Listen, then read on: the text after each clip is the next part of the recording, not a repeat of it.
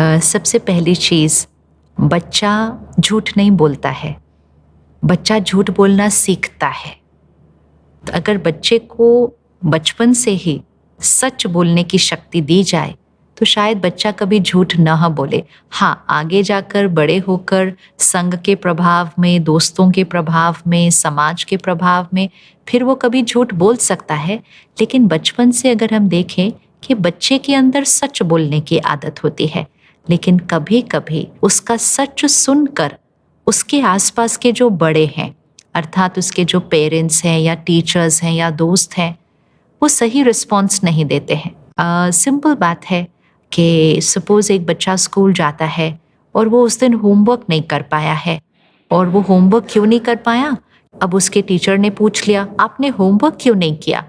तो वो बच्चा अगर बोल दे कि मैम हम कल पिकनिक गए हुए थे, तो टीचर का रिस्पॉन्स कैसा होगा। लेकिन अगर वो बच्चा कह दे मैम कल मेरी तबीयत ठीक नहीं थी, मेरे को ना बहुत बुखार था कल, इसलिए मैंने होमवर्क नहीं किया, तो अगर बच्चा झूठ बोल देता है उसको टीचर से सहानुभूति मिलती है।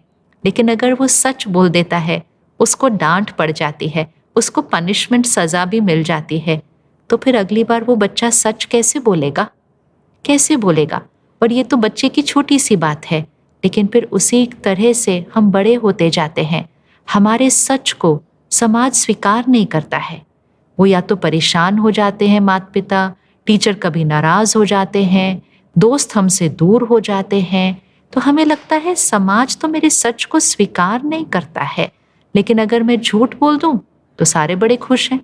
फिर मुझे सच पे चलना, सच बोलना मुश्किल लगता है और झूठ बोलना सहज लगता है। कौन डांट खाए, किसको अच्छा लगता है कि उसके मम्मी पापा उससे नाराज हो जाएं, 2 दिन बात ही ना करें। और झूठ बोल दो कि हाँ हाँ मैं फ्रेंड के यहाँ पढ़ रहा था जबकि पार्टी कर रहे थे, तो मम्मी पापा खुश हैं। तो झूठ से जब मेरे आसपास के लोग खुश रहे और सच से नाराज या परेशान रहे, तो फिर हम में से बहुतों के लिए झूठ एक जीवन को सहज तरह से जीने का तरीका बन गया। तो सच बोलने के लिए लोग तैयार होते हैं, ज़्यादा तैयारी करनी है सच सुनने के लिए। कि जब हम सच सुनते हैं, इवन अगर हमें वो सच अच्छा न लगे, सही न लगे, लेकिन मन की स्थिति को स्थिर रखना है और स्थिर रखकर सबसे पहले उस बच्चे के सच बोलने की प्रशंसा करनी है। आज चाहे वो बच्चा है, कल आपकी ऑर्गेनाइजेशन का आपका एक कलीग है या एम्प्लॉय है, किसी ने सच बोला है कि मैम मैं इसलिए कल ऑफिस नहीं आया क्योंकि मैं क्रिकेट मैच देखने गया हुआ था, मैम मैं इसलिए ऑफिस नहीं आया क्योंकि कल मैं एक दूसरी कंपनी में इंटरव्यू देने के लिए गया हुआ था। क्या हमारे पास ये सच सुनने की ताकत है? क्या इसको हम सुनकर सामने वाले के प्रति उतना ही स्थिर और शांत और सम्मान पूर्वक रह सकते हैं? वो नहीं होता है। हमारे तो चेहरे पर ही बदलाव दिखाई देता है।